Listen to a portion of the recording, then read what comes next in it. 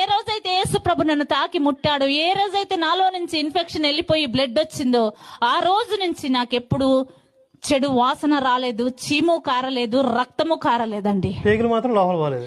దేవుడు నన్ను తాకగానే నా పేగుల రూపం మారిపోయిందండి.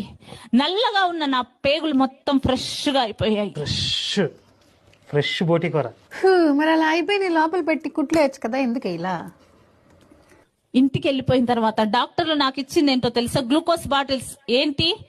డైలీ పేగులు కడుక్కోవాలి, బ్యాండేజ్ వేసుకోవాలి. ఏం మాట్లాడుతున్నావురా? నరాలు కట్ అయిపోయింది. ఇంట్లో ఆవిడ రోజు పేగులు కడుక్కొని బ్యాండేజ్ చేసుకుంటుంది.